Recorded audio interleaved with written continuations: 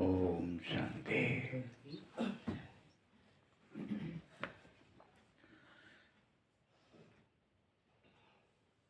मीठे बच्चे, तुम सर्वोत्तम भाग्यशाली ब्राह्मण कुलभूषण हो। तुम्हें स्वयं सर्वशक्तिवान भगवान बधाइयां देता है। कौन हो? स्वमान क्या है? ब्राह्मण, सौभाग्यशाली, सर्वोत्तम। ब्राह्मण पहले तो, सौभाग्यशाली और सर्वोत्तम कुलभूषण।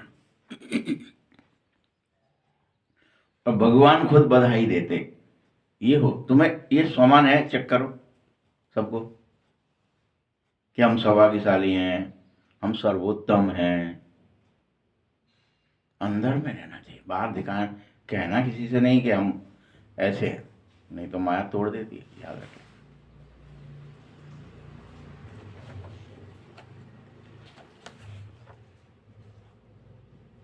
प्रश्न: बाप बच्चों को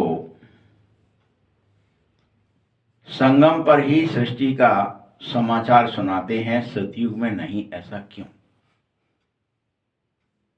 बता सकते हैं? भगवान संगम पर ही सृष्टि का समाचार तुम्हें बताता, सतयुग में बता दे। संगम पर ही आते हैं भगवान, जरूरत है वह। क्योंकि सतयुग तो है ही आदि का समय।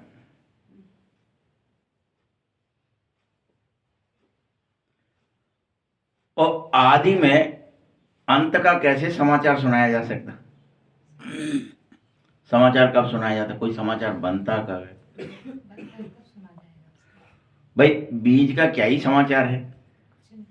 बीज के बाद 2 पत्ते हो जाएं तो क्या ही समाचार है? लेकिन पूरा वृक्ष उखड़ जाए तब उस पूरे बीज वृक्ष की हर स्थिति समझाई जा सकती है। ये ऐसे पैदा हुआ था, ये इतना बड़ा हुआ, फिर ये डगालें निकली, ये पत्ते निकले, ये इसने ये किया, तो ये सब कब समझाया जा सकता है? क्योंकि सतयुग तो शुरुआत है, आदि समय है। अब वहां कैसे ही समझा दे कि आदि क्या है? इसका मतलब शुरुआत में कोई बच्चा पैदा हुआ, आप उसकी बताओ कि साहब इसकी बता दो कुछ नहीं। जब वो खत्म हुआ तब उसकी बताई कि इसने ये किया था, ये किया था, ये ऐसा था, ये ऐसा था। गाथा कब लिखी गई? राम जी चले गए तब लिखी गई, कृष्ण चले गए तब लिखी गई। अब आप कहें कि नहीं, वो तो पैदा हुए नहीं है, उससे पहले आप उनकी गाथा लिखो, कैसे होगा भाई?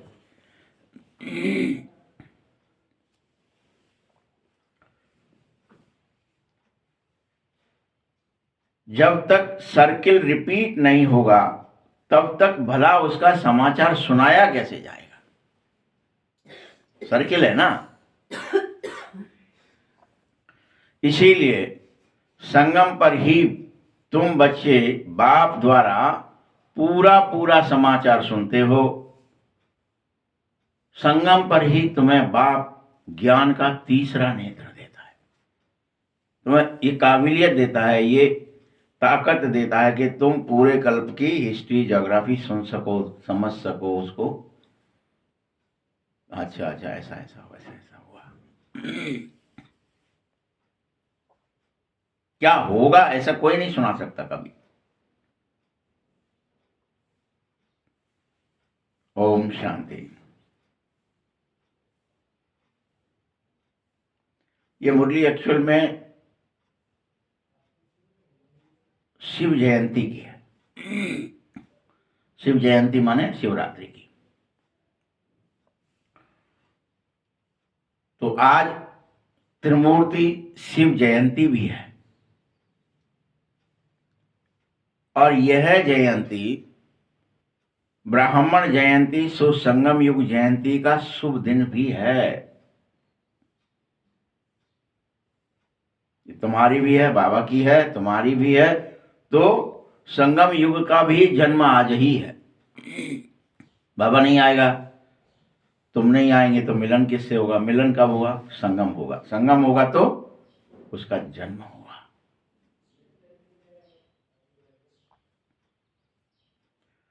बहुत हैं जिनको बाबा ईश्वरीय जन्म सिद्ध अधिकार की ग्रीटिंग भी नहीं दे सकता है। और बहुत हैं जिनको पता ही नहीं है कि भगवान कौन है, शिव बाबा क्या है और कैसा है।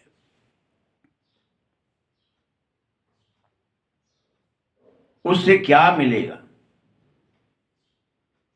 ये ग्रीटिंग क्या समझ सकते हैं। नए बच्चे बिल्कुल समझ न सकेंगे कि यही ज्ञान की डांस है। या आप कहीं भी पहुंच सकते हैं करते हुए डांस, सतयुग से लेके कलयुग तक सब कुछ आपको पता है।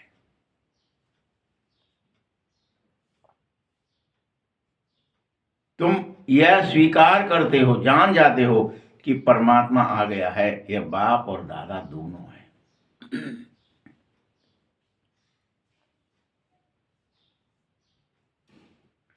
कितनी वंडरफुल बातें हैं।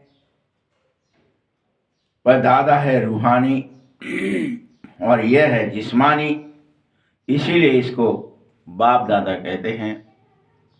एक रूहानी है, एक जिस्मानी है। ब्रह्मा जिस्म है, तो बाबा शिव बाबा रूह है, दोनों मिलके बाप दादा कहते हैं।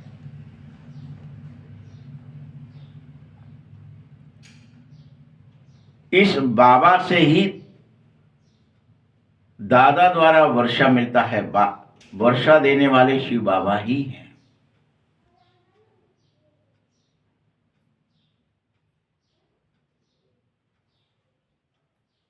सभी आत्माएं भाई भाई हैं।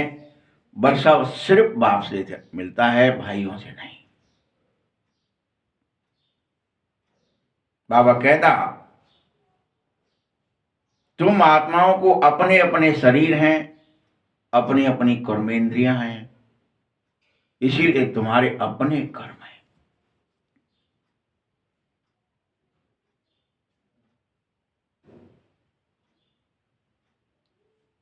मुझे निराकार कहते हैं, जरूर मुझे शरीर चाहिए, तभी तो बच्चों को राजयोग सिखाऊं, मनुष्य से देवता बनाऊं और पतित से पावन बनने का मार्ग बताऊं।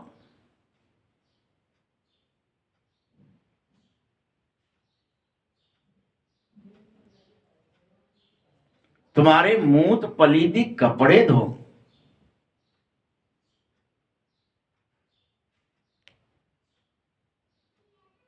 तो जरूर मैं बड़ा धोबी होऊंगा।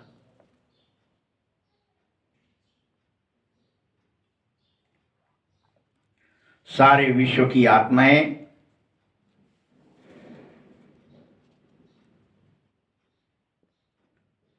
के मैल को बाप धोता है। सोचो, भगवान कितने बड़े धोबी बन गए इस समय। वहां तो दिखा देते इसलिए फिर हैं भागवत जी में कि जब कंस के यहाँ जाते हैं तो भगवान धोबी को पकड़ते हैं और उसको पीटते हैं और उसे वस्त्र छीन लेते हैं। ये लिखा है वहां पे। लेकिन यहां मुरली कह रही है नहीं, बाबा तो खुद ही बन जाते हैं धोबी। और किसको धोते हैं? सारे विश्व की आत्माओं के मैल को धोते हैं, शरीर के मैल को नहीं। हमारे आपके सबके मैल को धोता है भगवान, सोचो। और हम सब मैले हैं, और ये मैल देह अभिमान से माया द्वारा हम पर चढ़ाया गया है।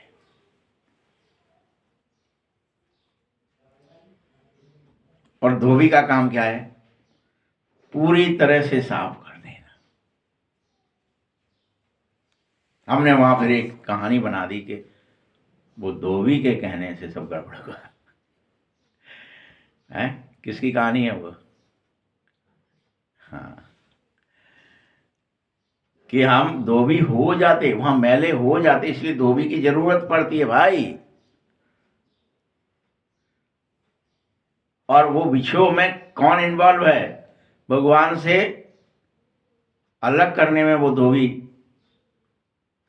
कि ये धोया जाएगा, इसे मैला किया गया है, इसीलिए तुम अलग हो जाओ। तो हम द्वापर से उस धोबी के कहने से अलग अलग होते हैं, इसलिए कहा भाई राम से सीता अलग हो गई। कहने का किसका कहना था? उस धोबी का था। और वही धोबी फिर दिखाया कि वो वहां पर उन्हें मिल गया कृष्ण को, और उन्होंने उससे कपड़े छीने और फिर अपने हिसाब से फिटिंग करके सभी ग्वाल वालों के लिए टेलर के पास जा करके बनवाए। ऐसा वर्णन कर दिया। वास्तविकता यही है कि भगवान धोबी बना है और तुम्हारे लिए बना है, और तुम्हारी आत्मा के मैल को धो रहा है और रोज धो रहा है। जो आएगा, जो अपने को दे देगा कि भैया ये लो हमारा वस्त्र, ये लो हमारी आत्मा हमने तुम्हें दी, अब तुम इसे साफ करके दे दो। किसकी धोई जाएगी? अच्छा चेक करो, क्या हमने अपना सर्वस्व यानी आत्म रूप भगवान को दिया, उसके सामने सरेंडर हुए, समर्पित हुए कि प्रभु आपको जैसे धोना हो, पीट के, काट के, मोंगरी से, किसी चीज में डाल के बस हमें धुल दो और फिर से कैसा बना दो? सर्वगुण संपन्न, 16 कला संपूर्ण, संपूर्ण निर्विकारी, मर्यादा पुरुषोत्तम, संपूर्ण अहिंसक बना दो बस। और भगवान धुआई भी नहीं लेते हैं। सोचो कैसे अच्छे हैं। संसार में तो जरा सा एक दाग छुटाने वाला है, पैसा इतने पैसे अलग से लगेंगे, ये दाग बड़ा है, जरा इसको छुड़ाने में बड़ी देर लगेगी। और हमारे पास क्या है? दागों का पुलिंदा है। फिर भी भगवान क्या कहते?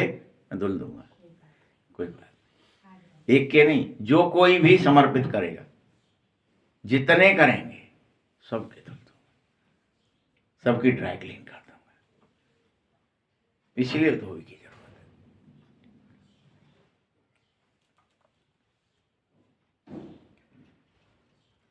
बच्चे तुम ये मत सोचो मैं सिर्फ तुम्हारी आत्मा को ही धोऊंगा, तुम्हारे शरीर भी धोता हूं। और क्या कह रहे हैं? तुम्हें कैसा शरीर मिलेगा जिसमें बीमारी नहीं होगी, रोग नहीं होगा? शरीर को धोएगा, दोबारा बनाएगा। पूरी सृष्टि के लिए इस कपड़े को, शरीर रूपी, प्रकृति रूपी कपड़े को साफ करेगा, फिर उससे रचेगा।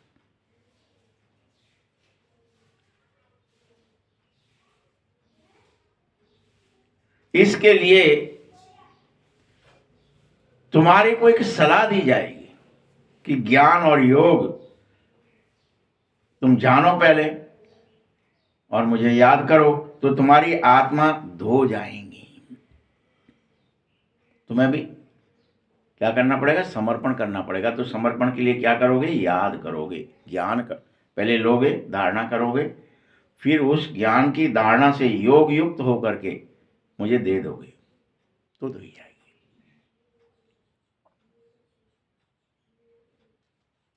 आज बाप तुम बच्चों के पास आया है और आज तुम बच्चे भी आए हो बाप के पास। ये संगम है। बाप कह रहे हैं तुम जिसको ग्रीटिंग देते हो वह बाप तुम बच्चों को ग्रीटिंग दे रहा है। और क्योंकि तुम बहुत ही सर्वोत्तम सौभाग्यशाली कुलभूषण जो बन गए हो। कुलभूषण कौन कौन है? हम में से जो ज्ञान और योग के बल से संपूर्ण समर्पित हो जाता है, संपूर्ण कि लो बाबा को दिया, तुम धुलो प्रभु। आप बताओ हम आपको कितना याद करें, कैसे याद करें? यही साबुन है, यही पानी है। ज्ञान पानी है, योग साबुन है। भगवान इसी से धुलते हैं। तो सौभाग्यशाली हैं, सर्वोत्तम कुलभूषण है।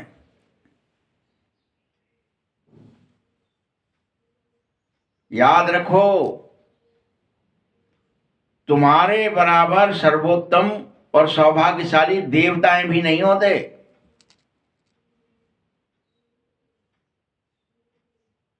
देवता नहीं होते। हाँ, भगवान नहीं होते।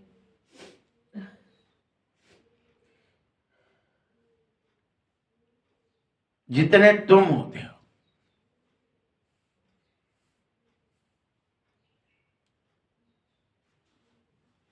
हमेशा ब्राह्मण देवताओं से ऊंचे हैं।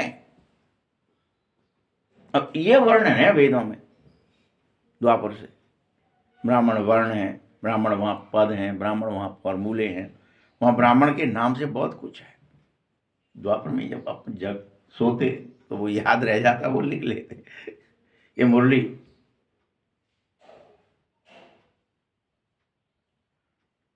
ब्राह्मण माने क्या है कि 2400 घंटे आत्मस्मृति में रहे, जो पवित्र हो, निर्मल हो, निश्चल और निष्कपट हो, जो सदैव बाबा की याद में। इसीलिए तो सुदामा चरित्र सबसे लास्ट दिन गाया जाता है।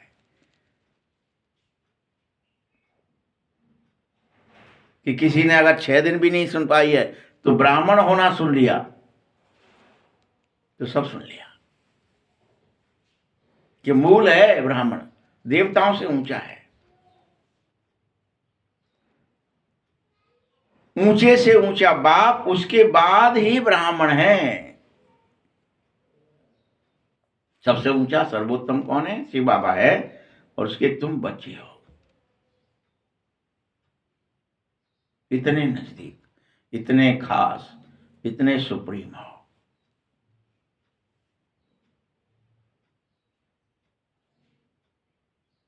वही बाप फिर आया है,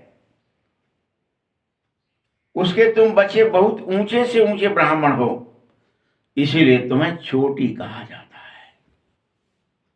ब्राह्मण चोटी, ब्राह्मण की है चोटी। चोटी माने ये बाल नहीं, स्थिति। ब्राह्मण माना ही सर्वोच्च, बाप के बाद तुम ही हो पृथ्वी पर।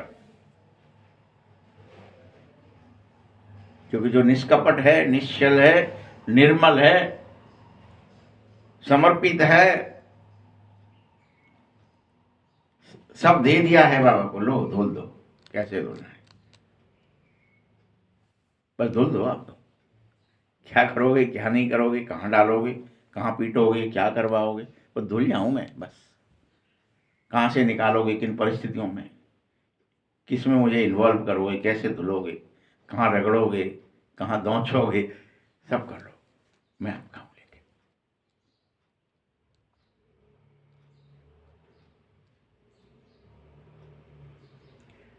तो क्रम क्या हुआ? सबसे ऊपर बाबा, बाबा के नीचे ब्राह्मण, उनके नीचे देवता, फिर क्षत्रिय, ये सब फिर ऊंच नीच हो गए, फिर वैश्य, फिर शूद्र और फिर ब्राह्मण। खेल है ये।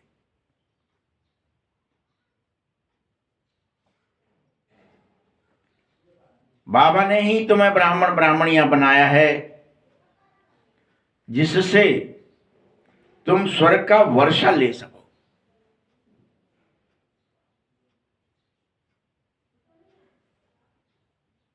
देखो इन लक्ष्मी नारायण को, इनके अभी तक कितने मंदिर हैं। सब इनके सामने माथा टेकते ही रहते हैं। ऐसा तुम्हें बनाया बाप ने धुल करके।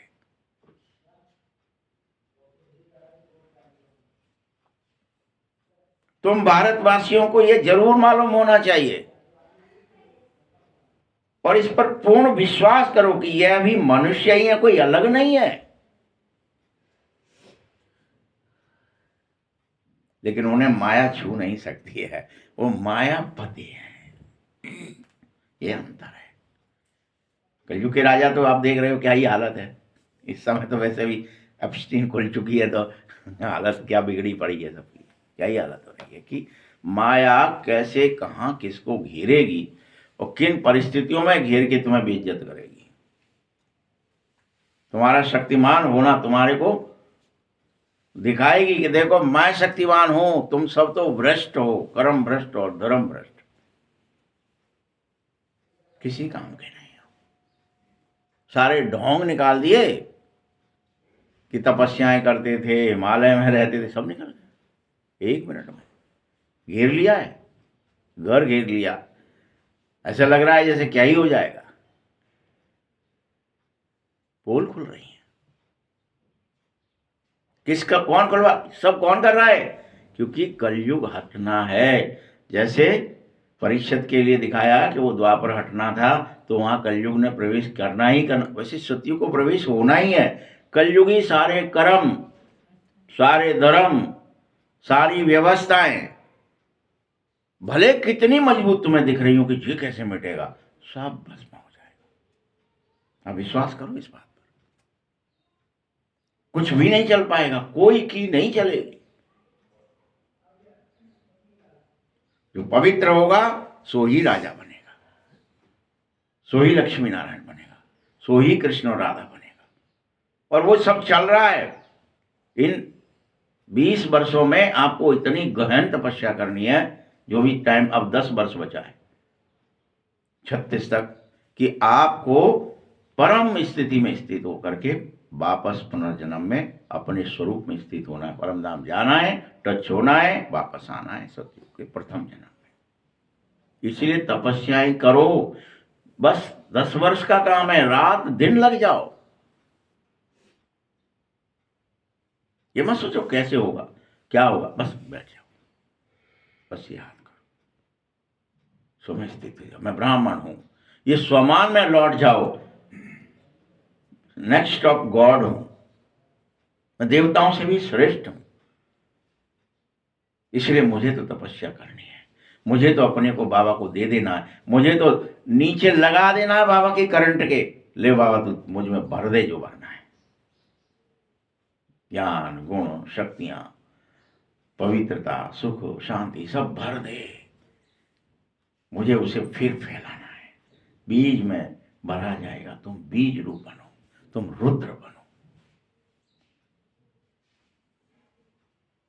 और तुम्हें रख रहा है जहरों में से निकाल करके, फिर से ऐसा बना रहा है, माया प्रूफ, विघ्न प्रूफ, विकार प्रूफ। जैसे किसी बीज को हम राख में रखते थे पहले हमारे बुजुर्ग लोग, हमने देखा था दादियां वगैरह कि वो किसी भी दाल में किसी में कीड़े न लग जाए।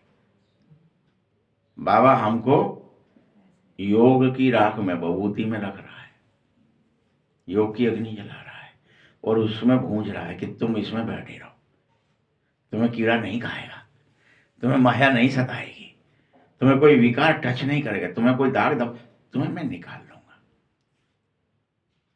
बस तुम बैठ जाओ। इसलिए उसे भभूतेश्वर कहते हैं कि वो भभूति लगाता है, वो भभूति बनाता है, वो भभूति में तुम्हें संरक्षित रखता है राख में। मैंने बहुत चालू करता ही बनावे एक मरता की रोज लगती बहुत। समझ रहे बात, कि जैसे तुम्हें कीड़ा ना लग जाए।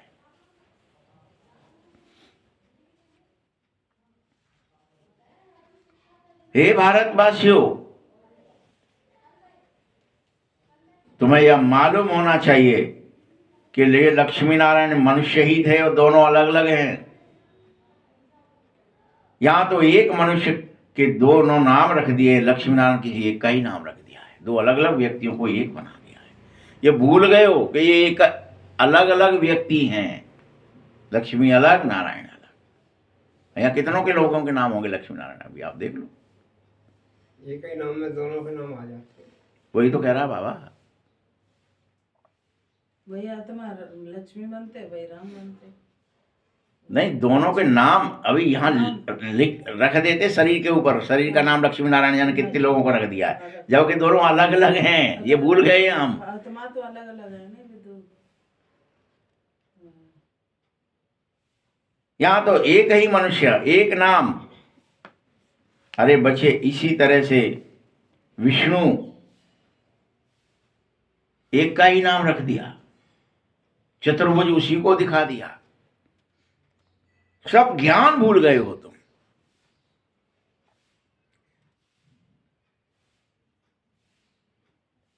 राधा कृष्ण नाम रखे हैं तो चतुर्भुज हो गए ना फिर। यह विष्णु तो सूक्ष्म वतन का एम उद्देश्य है तुम्हारा, तुम इस विष्णुपुरी के मालिक बन जाओ। लक्ष्मी नारायण ही विष्णुपुरी के मालिक हैं, तभी उनको विष्णु को 4 भुजा, 2 लक्ष्मी की और 2 नारायण की दिखाई जा रही हैं। तुम इस फॉर्मूले को समझो।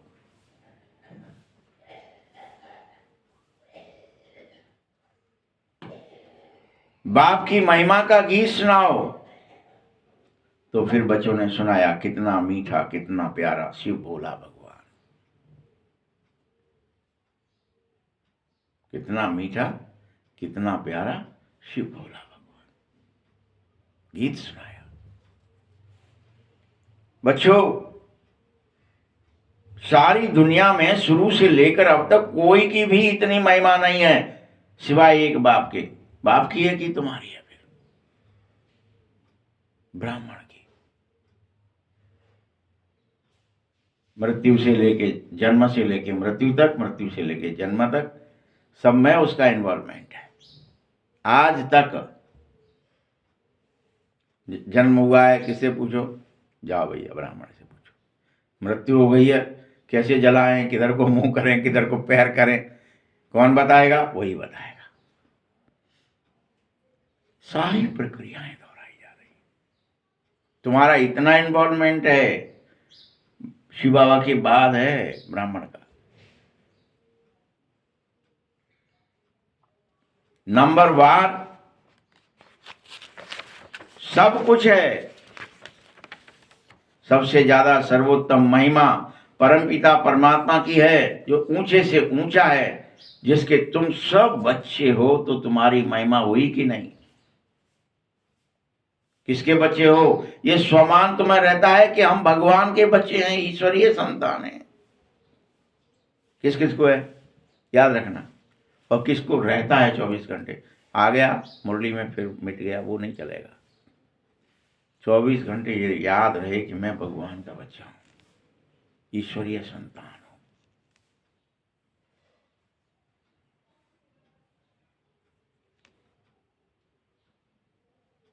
अगर तुम्हें ये अभी भी याद आ जाए स्वमान कि मैं ईश्वरी संतान हूं, तो तुम भला नरक में क्यों पड़े रहोगे? बताइए। जो स्वर्ग के रचयिता का बच्चा हो तो वो नरक में पड़ा है और कहे कि भाई साहब मैं बरबूजे का बच्चा नहीं हूं, मैं तो राजा का बच्चा हूं। कब तक नहीं माना जाएगा? जब तक राजा खुद न कह दे कि नहीं, बरबूजे का नहीं है। किसका है? मेरा है, मेरे राज चिन्ह है इसके ऊपर। तुम्हारे अंदर क्या दिखने चाहिए? ईश्वरीय गुण दिखने चाहिए। कैसे मानेगा बाबा तुम मेरे हो? तुम्हारे अंदर पवित्रता दिखनी चाहिए, सुख दिखना चाहिए, शांति दिखनी चाहिए, आनंद चिन्ह दिखने चाहिए। वहां तो दिखा देते हैं, वो ताबीज पहने था, वो वहां का राजघराने का फलाना थी, उसकी संग थी, उससे राजा ने पहचाना था। किससे पहचाना? किससे? चिन्ह से। तो तुम्हारे अंदर चेक करो, वो ईश्वर के 7 गुण विद्यमान हो रहे हैं क्या? तभी तो तुम ईश्वर के हो। तुमने कह दिया मैं भी बाबा का हूं, अरे भैया मैं भी बाबा का हूं, मैंने देखो ये कपड़ा पहन लिया, मैंने बैज लगा लिया, हो गया बाबा। ऐसे नहीं चलेगा। ये चिन्ह ऊपर के चिन्ह से नहीं चलता है। क्या दिखाना पड़ेगा? यहां आत्मा के अंदर की चलन, संस्कार, स्वभाव, बोल, दृष्टि, वृत्ति, स्मृति, कृति सब दिखानी पड़ेगी। इसको कहते हैं याद, कि मैं ईश्वरीय संतान हूं। ये याद रहा तुम्हें। फिर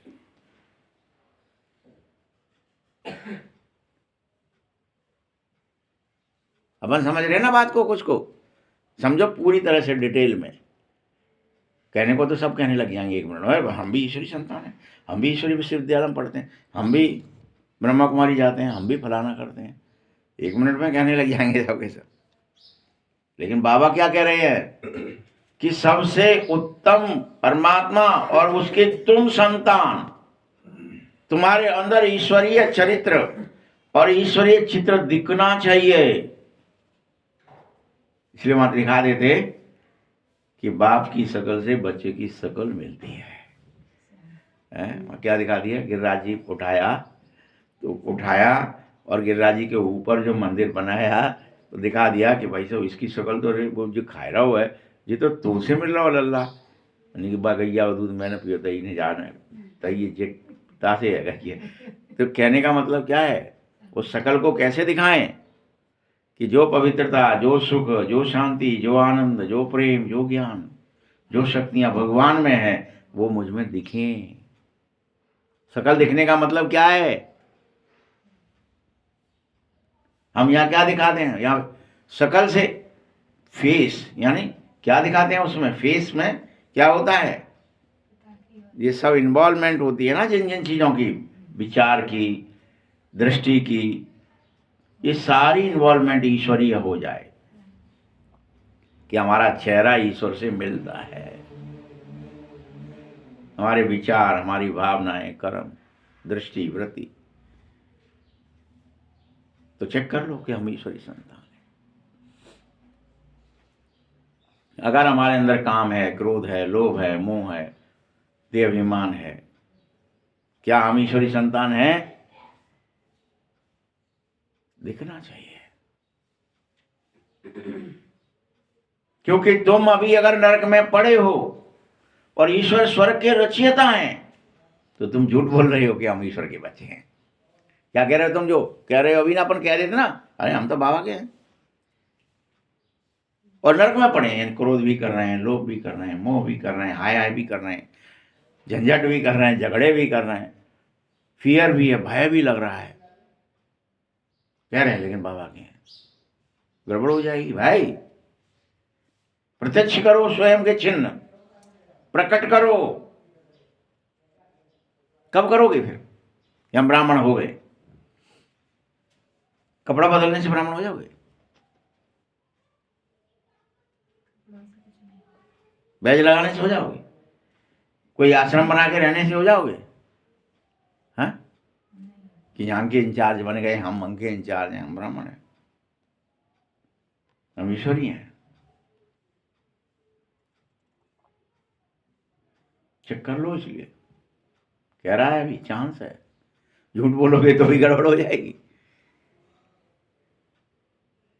ऊपरी आवरण पहन करके बैठ जाओगे तो गड़बड़ हो जाएगी। हैं रावण के पहन लिए राम के कपड़े तो गड़बड़ है। राम राम लिख लिया ऊपर से तो गड़बड़ है। कहते हैं भाई से बड़ा पाखंडी है, देखो राम राम को चदरा पहन लाओ ऊपर से, तो चलेगा क्या? चलता है क्या? आप मानते हो क्या? बैठे रहते हैं लोग, कहीं भी जगह मिल जाएंगे आपको राम राम लिखे हुए, ओम ओम लिखी होगी, कुछ भी लिखा होगा, ऊपर से चदरा पहना होगा। आप मान लेते हो कि है ये ईश्वरी संतान? क्या होना चाहिए ईश्वरी संतान? दिखावा होगा क्या?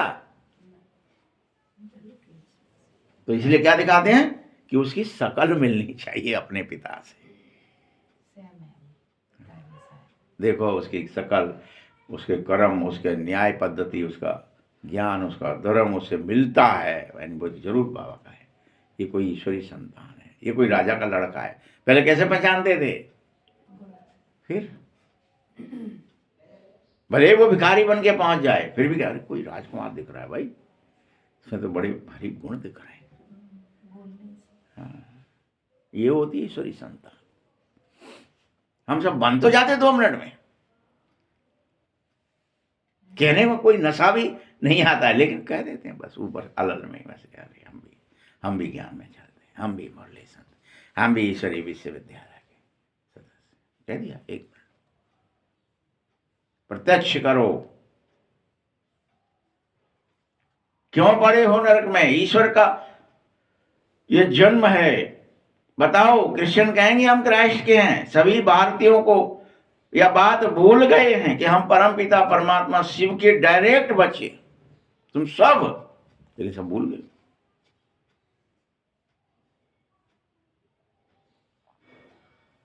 बाप यहां आया किस लिए है? बताओ, भगवान क्यों आया है शिव जयंती पे? पूछ रहा है बाबा, मैं क्यों आया हूं यहां? बाप आया क्यों है? तुम बच्चों को अपना बनाए राज्य भाग्य देने। तुम मेरे हो, ये लो राज्य, ये लो भाग्य। तो ये तुम्हारे भाग्य में लिख गया, ये तुम्हारा राज्य हो गया। ये करने आया, अपना तो दिखाने आया बाबा, ये मेरे हैं, इनको राज्य मिलना चाहिए, सबसे छीन लो, माया के हैं वो, उनको हटाओ यहां से, अब ईश्वरीय राज्य होगा। संगम पर ईश्वरीय राज्य चलता है, माया का नहीं चलता।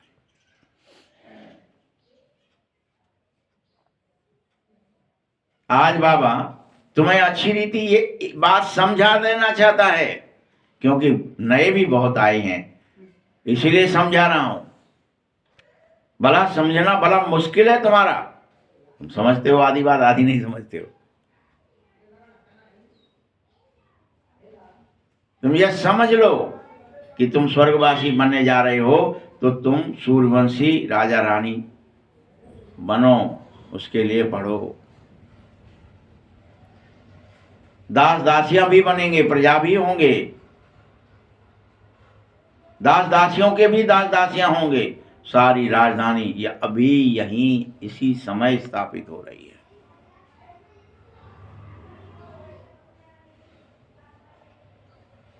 यह तो किसी और को मालूम ही नहीं है। किसको मालूम है बताओ कि स्थापना हो रही है, और स्थापना में हमारा इन्वॉल्वमेंट है। हमें समर्पित होना होगा और भगवान को अर्पित करना होगा कि मेरे सारे दाग मिट जाए, तभी तो स्थापना होगी, मेरा सब मिट जाए ऐब।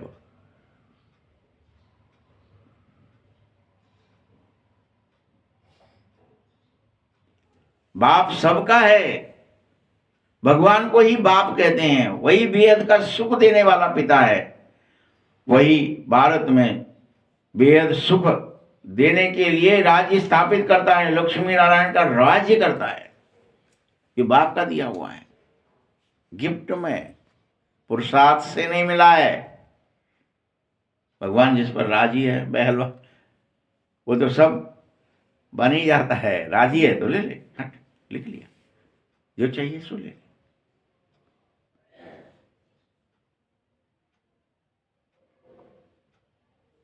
यह लक्ष्मी नारायण छोटेपन में राधा और कृष्ण होते हैं, स्वयंवर बाद लक्ष्मी नारायण होते हैं।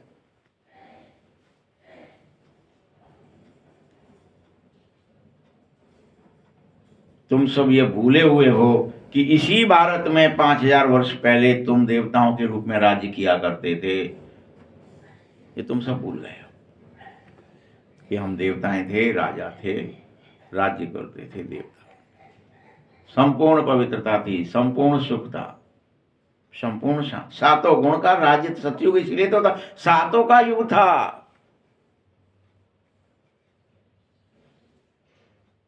ये भूल गए हम सब। और वो भगवान ने 5000 वर्ष पहले अभी की तरह स्थापित किया था हमारे अंदर, हमें इन्वॉल्व किया था कि तुम फिर से इन्वॉल्व हो जाओ, शामिल हो जाओ, आओ मेरी ईश्वरीय संतान बन जाओ, इन गुणों को अपने अंदर प्रकट करो, फिर विश्व में प्रकट कर दो। इनको बो, इनकी खेती करो, यही कमल बोने हैं तुम्हें।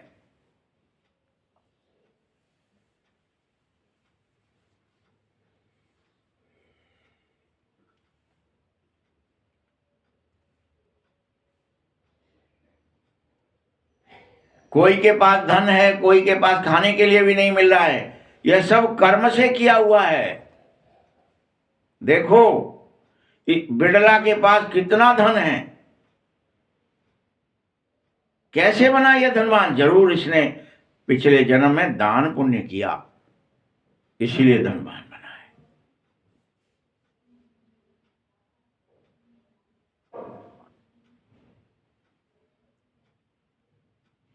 बच्चों कर्मों को मानो। किसको मानो तुम? जो जस करे तो तस फल चाहे, कर्म को मानो। इसलिए कैसे कर्म करो? अब तुमसे कोई भी कर्म विकर्म न हो, इसलिए बाप ने तुम्हें कर्म अकर्म और विकर्म की गति समझाई है, सुनाई है, रोज सुना रहा है। अब मत करो देह दुनिया के कर्म, मत फंसो देह दुनिया में, मत फंसो। अगर देह में फंस गए, देह बन गए, स्त्री पुरुष बन गए, तो काम करो, लो मोह सफल जाएगा। ईर्षा, घृणा, पाखंड, फर सब आ जाएगा। बीज रूप बन जाओ, रुद्र बन जाओ। ईश्वरीय संतान माने आत्मस्वरूप, देह स्वरूप नहीं। ईश्वरीय संतान का कोई और मतलब मत समझ लेना कि कपड़े बदल लिए तो ईश्वरीय संतान हो गए। आत्मस्वरूप जो हो गया सो ईश्वरीय संतान है। देह स्वरूप जो है तब तक तुम आसुरी संतान हो, तुम्हें होश ही नहीं है। फिर ऊपर से कह रहे हो सिर्फ हम आत्मा हैं।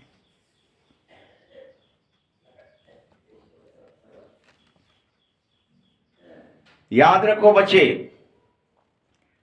तुमने जिसकी महिमा सुनी शिव भगवान एक हैं, सिर्फ अनेक नहीं है कोई। किसी मनुष्य को भगवान नहीं कर, तुम पता चला तुम अनेकों शिव हो गए पैदा। शिव एक है, वो निराकार है, वो अव्यक्त है, वो अशरीरी है। कोई मनुष्य नहीं हो सकता भगवान।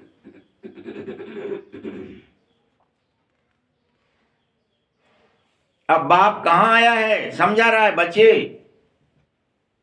महाभारत की महाभारी लड़ाई सामने खड़ी हो गई है। मीठे से मीठा बाबा तुम्हें रोज ये बात समझा रहा है, जल्दी कर ले भाई, आत्मस्वरूप में टिक जा, तू ब्राह्मण बन जा, देह स्वरूप को भूल जा। ये चिचड़े उड़ने वाले हैं तेरी देह के।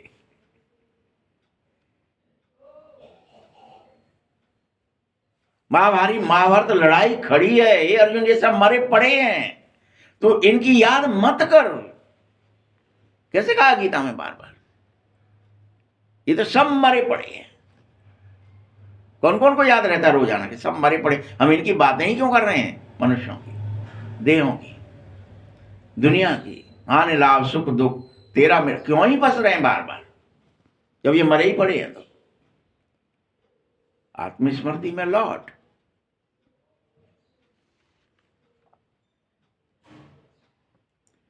बल दुख में तुम ऊपर से याद कर रहे थे, इसलिए वर्णन है दुख में सुमिरन सब करे, सुख में करे न कोई। ऊपर से हे भगवान, हे ईश्वर, कहां हो, कैसे हो, बचाओ। अंधे कुएं में गिरे थे, दे दुनिया के दुखों आए तो याद किया तुमने खूब, क्योंकि मुझे दुख में सब याद करते हो, सुख में कोई नहीं करते हो। स्वर्ग में तो दुख होता ही नहीं है, वहां बाप का पाया हुआ वर्षा जो होता है। 5000 वर्ष पहले भी इसी तरह से जब शिव बाबा आया तो भारत को स्वर्ग बनाया था, तब भी नर्क था उससे पहले। अब फिर से नर्क है, फिर आया हूं स्वर्ग बनाने इस भारत। तुम्हें लग रहा होगा हंसी मजाक होगी कोई, या दुनिया को लग रहा होगा यार हैं कैसे भगवान आ गए, कहाँ आ गए, इनके यहाँ गए, और कैसे बनाएंगे, आओ बन गए, वहीं गप्पा देते रहते हैं, बैठ गए कपोड़ा। मन मतरा है, जैसे का मन बतरा, मन में अपने में लड्डू फोड़ रहे हैं फालतू के। ऐसे सबको लग रहा है अभी कि कोई नहीं आए भगवान, भगवान सब बेवकूफ बनाते हैं, बहुत कहते हैं लोग।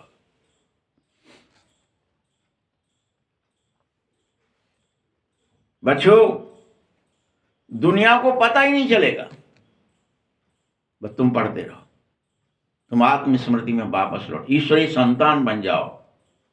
जैसा ईश्वर है अव्यक्त वैसे तुम बन जाओ, जैसा ईश्वर अशरीरी है वैसे तुम बन जाओ। देह को भूल जाओ, दुनिया को भूल जाओ, रिश्ते नाते भूल जाओ, तभी तो तुम बाप समान हो। बिंदु रूप ज्योति रूप निराकार निर्विकार निरहंकार बन जाओ। अगर तुम देह बने रहे तो अंधे ही रहोगे, आंखें तो अशरीरी होने पर ही आएंगी। तुम वास्तव में तो सब आत्मा ही हो, बीज ही हो, लेकिन इन्वॉल्व कहां हो, देह के साथ कनेक्ट हो, इसलिए गड़बड़ है। और देह कभी भी ईश्वरीय संतान नहीं हो सकती है, ये बाबा ने बता दिया आज स्पष्ट। हम देह कोई करेंगे, हम देह कोई, हमने जब बैज पे लगाया लो कितना बड़ा बैज है त्याओ त्याओ किनते कितना बड़ा गोल्डन है कि कैसो है हमारो जीवारो बैज हमें मिलो है हम ईश्वरी संतान है हमें पहरा बाबा ने अपने आतन थे तुम पे अतवी नान है तुमको यह बैज कहाँ दिखाओ ये बड़ी गड़बड़ हुई है इसी में लटक गई है दुनिया ब्राह्मण लोग खास रूप से सब अंधे हो गए हैं भल तुम भक्ति में कह रहे थे अंधों की लाठी आप प्रभु आ जाओ आकर आंखें प्रदान कर दो बाप बच्चों को ज्ञान का तीसरा नेत्र दे तो दिया क्या तुम्हें नहीं मिला चेक करो किस किस को मिल गया किस किस का नहीं मिला अभी ढूंढ रहे हो हैं करो चेक भाई समझ में नहीं आ रहा क्या जहां तुम आत्माएं रहती हो वो शांति धाम है बाप वहीं रहते हैं तुम आत्माओं और हम सब रहते हैं इसकी आत्मा को कहता हूं मैं तुम सब आत्माओं का बाप वहां रहता हूं लेकिन तुम पुनर्जन्म का पाठ बजाते हो मैं नहीं बजाता हूं मैं जन्म मरण में नहीं फंसता हूं इसमें नहीं इन्वॉल्व होता हूं तुम विश्व के मालिक बनते हो मैं नहीं बनता हूं तुमको 84 जन्म लेने पड़े हैं मैंने थोड़ी लिए हैं कोई तुमको समझाता हूं हे बच्चे तुम अपने जन्म को नहीं जानते मैं तुम्हारे जन्म को देखता हूं जानता तुम क्या बने क्या एक्टिंग करी कितने अच्छी एक्टिंग करी सदाचार था कोई भ्रष्टाचार नहीं था कृष्ण थे तुम राधा थे लक्ष्मी नारायण थे पवित्र थे सुख था शांति थी तुम्हारे अंदर में सब कुछ कोई छल कपट नहीं था कुछ नहीं था कोई दोष कोई दाग धब्बा नहीं था कोई माया नहीं थी फिर धीरे धीरे तुम उसमें डूबने लगे फिर जन्म भी तुमने झूठे लिख दिए 84 लाख कह दिए ये झूठी बातें हैं मैं ज्ञान का सागर पतित पावन आकर तुम्हें सत्य बता रहा हूं कि सृष्टि सिर्फ 5000 वर्ष की होती है 84 लाख नहीं 84 ही जन्म होते हैं ज्यादा से ज्यादा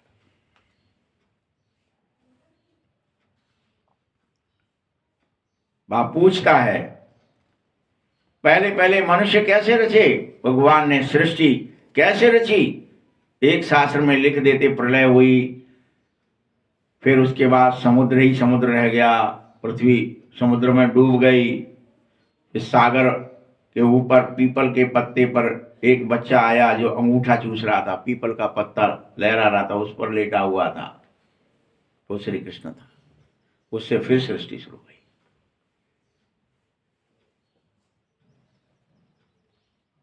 बाप कहता है ऐसी कोई बात ही नहीं है शरीर की कोई बात ही नहीं है इसमें प्रलय शरीर की कोई बात किसकी प्रलय होगी काम की क्रोध की लोभ की मोह की इस देह अभिमान की होगी ये प्रलय करो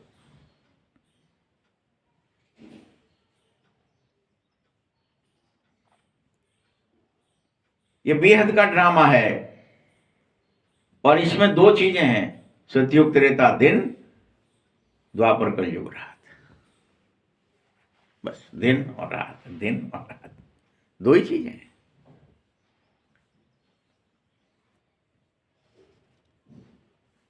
बच्चे तुम बाप को बधाइयां देते हो बाप कहता था तुम मुझे क्या बधाई दे रहे हो तुम भी ऐसे ही हो मेरे जैसे निराकार निर्विकार निरहंकार निर्भय अमर अविनाशी अजर तत्व बाप कह देता तुरंत तुम मुझे बधाई दे रहे बाबा बधाई हो बाप कहते नहीं तत्व मेरे जैसे बाप समान हो तुम भी आत्मा मैं भी आत्मा इस समय तुम 100% दुर्भाग्यशाली हो गए हो और मैं तुम्हें 100% सौभाग्यशाली बनाता हूं तुम भारतवासी 100% सौभाग्यशाली से तुमको पता ही नहीं है भूल ही गए हो तुम। आए मरे के चक्कर में आए हम पे कछुआ तो ना। बाप आकर बताता है कि तुमने 84 जन्म लिए, संगम पर सारे सृष्टि के समाचार सुना रहा हूं। मैं कोई ये समाचार सतयुग में थोड़ी सुनाऊंगा तुम्हें। वहां तो शुरुआत, वहां कोई समाचार ही नहीं होगा, बाप भी नहीं होगा, न कोई समाचार सुनाने वाला हो, ज्ञान भी, ये मुरली नहीं चलेगी वहां कोई। याद रख लेना।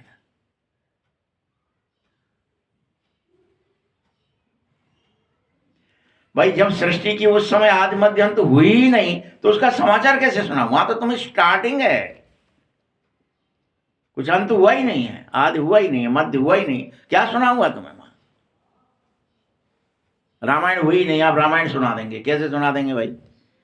पहले राम जन्मेंगे, बड़े होंगे, फिर क्रियाएं होंगी, प्रतिक्रियाएं होंगी, कुछ तभी तो कथा लिखी जाएगी।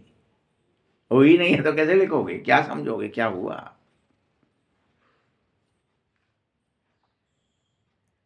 श्री कृष्ण भगवान लिखकर गीता को ही खंडित किया है। सब धर्म वाले कृष्ण को भगवान थोड़ी मानेंगे, वास्तव में भगवान निराकार है, ये सब मानेंगे, सब धर्म मानेंगे, सब धर्म पिता मानेंगे।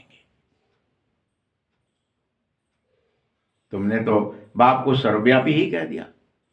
या तो मानेंगे तो किसमें मानेंगे? कृष्ण भगवान है, राम भगवान है, या तो फिर नहीं तो क्या मानेंगे? भगवान तो सर्वव्यापी है।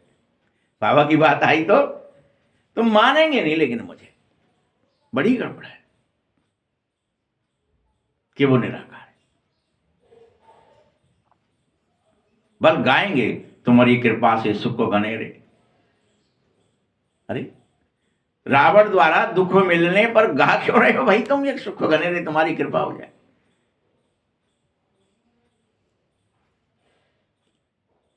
दुखी हो इसलिए मुझे याद कर रहे हो और कह रहे बाप आकर सुख दे दो। बाप तुम्हें सदगति देता है, और सदगति काहे से होगी? सर्व का सदगति दाता बाप एक ही सद रास्ता बता रहा है, मुझे याद करो, पवित्र बन जाओ, आत्मस्मृति में लौट आओ।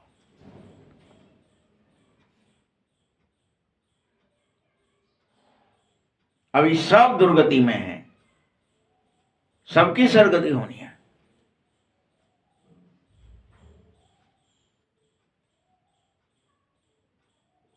तुम जब स्वर्ग में थे, लक्ष्मी नारायण का राज्य था,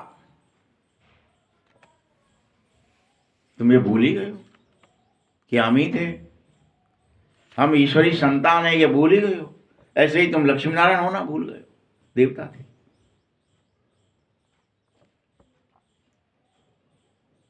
बाकी सब आत्माएं मुक्तिधाम में थीं। अब हम बाप द्वारा राजयोग सीख रहे हैं। बाप कहते कल्प के संगम पर मैं तुमको राजयोग सिखाता हूं, खास तुम्हें पढ़ाता हूं और आदेश देता हूं, तुम ही मनुष्य से देवता बन सकते हो, तुम ही अभी ब्राह्मण बनो, तुम आत्मस्मृति में वापस लौटकर मुझे याद करो। ठीक है बाप पढ़ा रहा है। क्या पढ़ा रहा है? यही पढ़ा रहा है बस।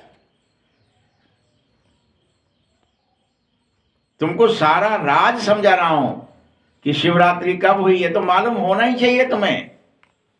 शिवरात्रि जानते हो कब हुई, क्या हुआ, शिव बाबा कब आया? कुछ नहीं जानते, पत्थर बुद्धि हो गए हो, समझ में ही नहीं आ रहा है।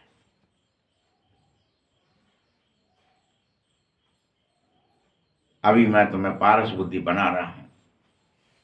भारत पारसपुरी गोल्डन एज था। लक्ष्मी नारायण को भगवान भगवती कहते थे, उनको वर्षा भगवान ने दिया था और फिर वही वर्षा भगवान दे रहे हैं जो कल पहले दिया था। इसे ले लो और आत्मस्मृति में वापस लौट जाओ, देह स्मृति भूल जाओ। ये वर्षा है।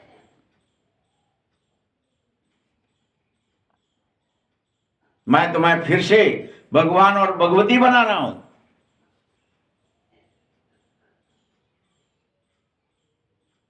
बच्चे विनाश सामने खड़ा है, बन जा भी। देर मत लगा, बन जाएंगे बाबा बहुत टाइम है, बन जाएंगे बाबा बहुत टाइम है।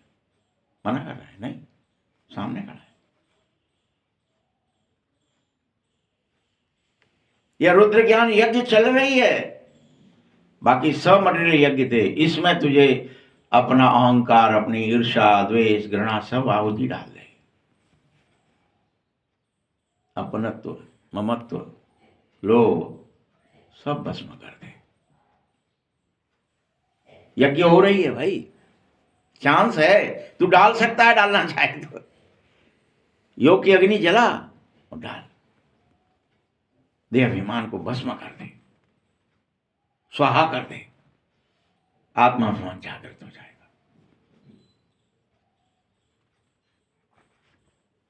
कोई मटेरियल यज्ञ नहीं है ये, स्थूल में दिखाई नहीं दे रही है भाई। यज्ञ कहाँ चल रही है, दिखाइए जरा, कहाँ है रवा हवन?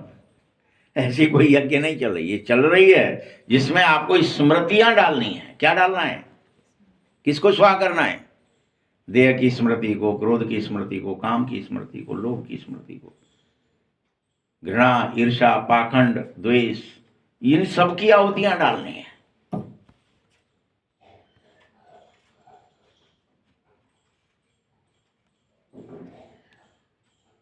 मैं तुम्हें कोई मटेरियल यज्ञ की तरह नहीं कह रहा हूं, बाप मनुष्य से देवता बनाने के लिए कह रहा है। जो आहुतियां डालेगा सो देवता बनेगा। कौन कौन में हिम्मत है, चेक करो।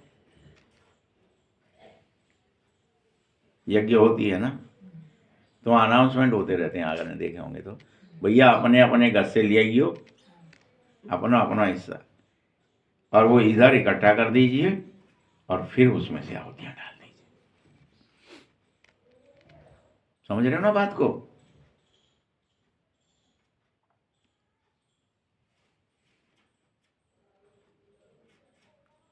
तुम बधाइयां देते हो मेरे आने की, बाबा फिर कहता है मैं अकेला थोड़ी जाऊंगा, भले आ गया मैं।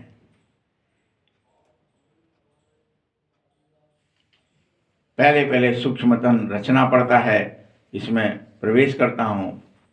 ये तो पतित था, 84 जन्म ले चुका था, सब पुकार रहे थे मुझे। बाप कहता है मैं फिर से तुम बच्चों को वर्षा देने के लिए पर गया प्रवेश किया हूं और तुम्हें समझा रहा हूं, मेरे बन जाओ।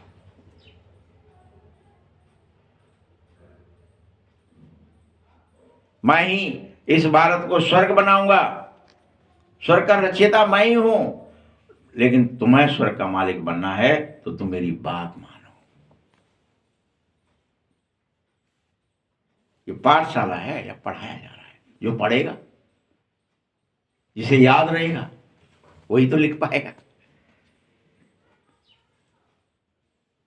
भूल गए तो क्या ही लिखेंगे, वहां मुरली नहीं होगी, प्रैक्टिकल लिखना पड़ेगा। ये तो मुरली का सारा लेके बोल देते हैं सब। तुम भविष्य 21 जन्म के लिए देवता बनने वाले हो बच्चे। अभी की पढ़ाई, इस पढ़ाई से, कोई एक दिन के लिए नहीं, एक जन्म के लिए नहीं, भविष्य की जन्म के लिए। तुम स्वर्ग के मालिक बन जाओगे, 21 पीढ़ी तुम सुखी रहोगे, संपूर्ण सुख पाओगे। जहां अकाल मृत्यु नहीं होगी, ऐसा होगा वो स्वर्ग। जब शरीर की आयु पूर्ण होगी तब साक्षात्कार होगा बाकायदा कि अब तुम्हें यह शरीर बदल वहां जाना है। एक शरीर छोड़ दूसरे लोगे, तभी तो सर्प का मिसाल दिखाया है बाप को। बच्चे अभी बधाइयां दे रहे हैं, बाप फिर तुमको बधाइयां देना चाहता है। बच्चे तुम दुर्भाग्यशाली से सौभाग्यशाली हो क्यों नहीं जाते? हम यहाँ सौभाग्यशाली किसे कहते हैं? जो मांग में सिंदूर भरे है वो सौभाग्यशाली है, जो नहीं भरे है वो दुर्भाग्यशाली है। लेकिन एक्चुअल में स्मृति का चिन्ह है वो, जिसे भगवान की अपनी स्वयं की स्मृति है कि हम बाबा के हैं, वो सब सौभाग्यशाली, वो सब सुहागल है। जो विस्मृति में है वो सब क्या है? दुर्भाग्यशाली। हमने यहाँ पर बल्लिया ले आए, कांति ले आना, कौन सी पे भरो मांग, भरो भरो, देखो हम सुहागन भाई, मेहंदी लगी है, सिंदूर भरो। यानी स्मृति भी है और साथ भी है। भगवान मेरे साथ है, अंग संग है। निकल लिया हम बने लेना 1 मिनट ले चिपकाए ले जिदा लो ले हमारे हुए को संग। इतना सरल है क्या? हाँ, चेक कर लो।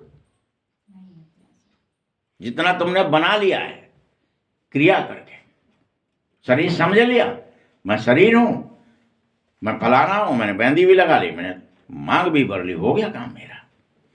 फिर रस्म बना दी, मांग भराई जाएगी, बड़ा भारी रस्म है, ये भरेगा, कैसे भरेंगे, चांदी को सिक्का ले आओ, फलाना करो, जैसे तैसे भरी जाएगी पहली वे, बड़ी भारी रस्में बनाई है। और भरी अब इन्होंने गई, रोज समझा रहा है, समझ रहे हो ना?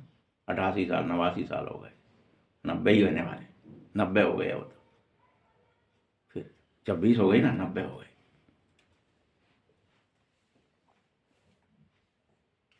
नब्बे साल से समझा रहा है और मांगना भर पा रहे तुम।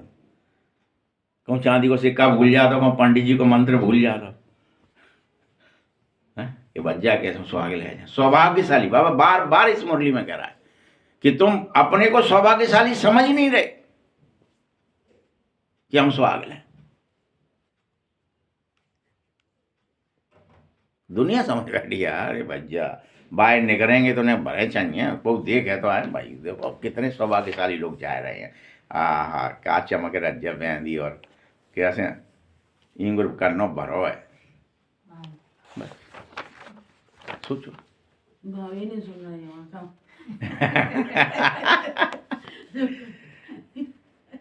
पतित मनुष्य से पावन होना था तुम्हें, यही सौभाग्य है।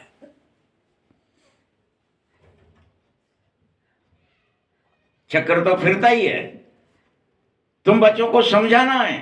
बच्चे, ज्ञान प्राय लोप हो जाता है, इसीलिए तुम ये क्रियाओं में फंस जाते हो।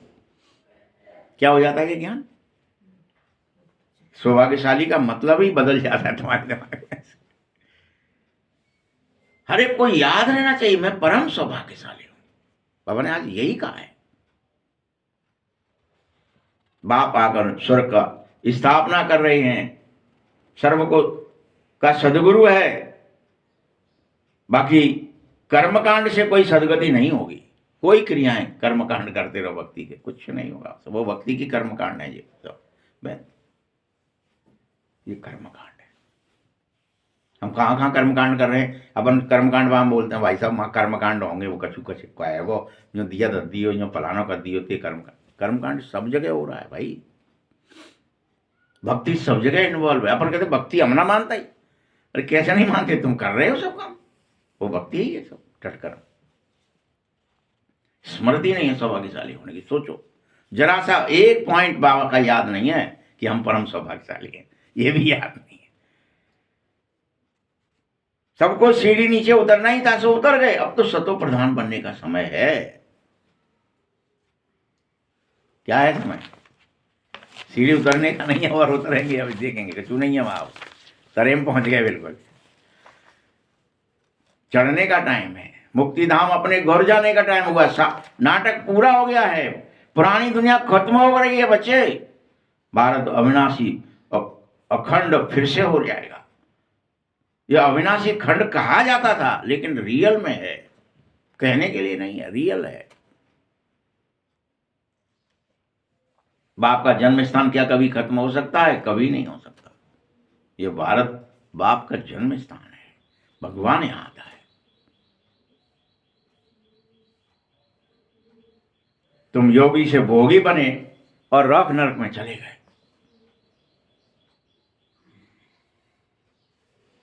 महान दुख का समय था, अभी तो बहुत दुख आने वाले हैं। खून के नाहे खेल खेले जाएंगे, बेवजह बैठे बैठे तुम पर बम गिराए जाएंगे। कोई तुम्हारा क्या वो होगा, तुम्हारा क्या उसमें होगा? कोई बैर है क्या तुमसे किसी से? गिराएंगे, लेकिन खून के नाहे खेल खेले जाएंगे। तुमने क्या ही गुनाह किया है, नायक सबका विनाश होगा। और विनाश का साक्षात्कार तो बच्चों ने किया ही है अनेकों ने, कि ये नायक होगा, इसमें कुछ नहीं, किसी का दोष नहीं है प्रजा का। अब तुम सृष्टि चक्र के ज्ञान में आए हो, तुम्हारे पास ज्ञान की तलवार है, तुम हो ब्रह्मा मुख वंशावली ब्राह्मण, तुम्हें यह स्वमान होना ही चाहिए कि रियल में मैं मुख वंशावली पैदाइश हूं। तो मुझे मेरा नया जन्म हुआ है, मैं आत्मस्मृति में ही रहूंगा, मैं आत्मा हूं, शरीर नहीं। बाबा कहते मैं कलप कलप आता हूं, पर काया प्रवेश करता हूं, मुख वंशावली बनाता हूं और ब्रह्मा द्वारा स्थापना भी करता हूं। स्वर्ग में भविष्य में फिर होगी, चीची दुनिया फिर खत्म होगी, यह नाटक ऐसे ही चलेगा। बाप कहते मैं तुम बच्चों के लिए हथेली पर स्वर्ग लाया हूं, बहिष्ठ लाया, हथेली लड्डू गोपाल बनाने आया हूं तुम्हें, पकड़ लो, ले हाथ में पकड़ लो, जब बहिष्ठ। तुमको मैं कोई तकलीफ देने नहीं आया। तुम सोच रहे हो भले बेरुटी बैठना पड़े हो, आत्मा निश्चय करना पड़े हो, तकलीफ देने नहीं आया, ये भी मत करो तुम, लेकिन ये बस मेरे बन जाओ, इतना ही कर लो। तुम बीज रूप हो, ये स्वीकार लो, बस मत सोचो कुछ। तुम सब द्रौपदियां हो, तुम्हारी लाज बचाने आया। अच्छा, मीठे मीठे सकीले बच्चों प्रति माता पिता बाप दादा के याद प्यार और गुड मॉर्निंग। रूहानी बाप की, रूहानी बच्चों को नमस्ते। रूहानी बच्चों को की तरफ से भी बाप दादा को बहुत बहुत याद प्यार और नमस्ते।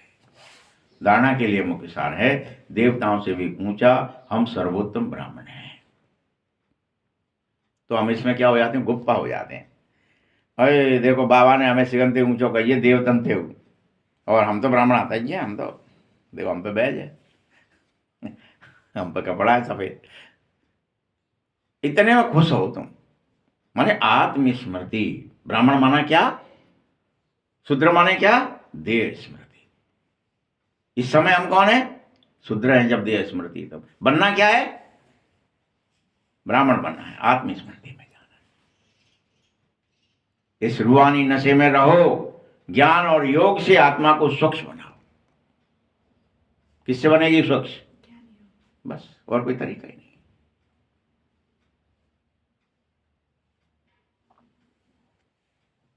दूसरा पॉइंट है, सबको शिव बाबा के अवतरण की बधाइयां देनी है, बाबा का परिचय देकर के पति से पावन बनाना है, रावण दुश्मन से मुक्त करना है। सबको करो मुक्त, इस देह अभिमान से, इस रावण से, काम क्रोध लोभ मोह से, बॉडी कॉन्शियस। मुक्त करने में कितनी देर, सोल कॉन्शियस आ गया, अपने आप मुक्त हो गए। भाई खबर से बाहर मुक्त होने का मतलब क्या है कि मटर आप छीलते हो, बाहर दाना निकाल दो, हो गया मुक्त। उससे कहां था, फंसा था, बीज बन गया, बाहर निकल पड़ा।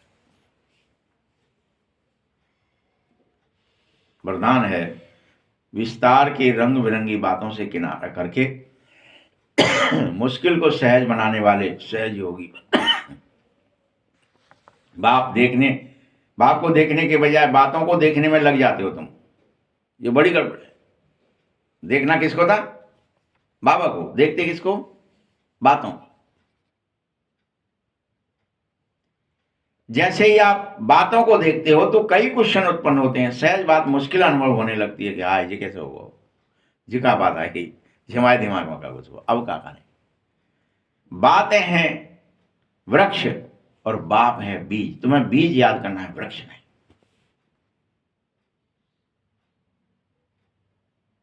इसीलिए विस्तार वाले वृक्ष को हाथ से ना उठाओ, बाप को किनारे कर देता है वह, फिर विस्तार एक जाल बन जाता है, फिर उसमें तुम फंस रहते हो, देह दुनिया रिश्ते नाते फंस गए।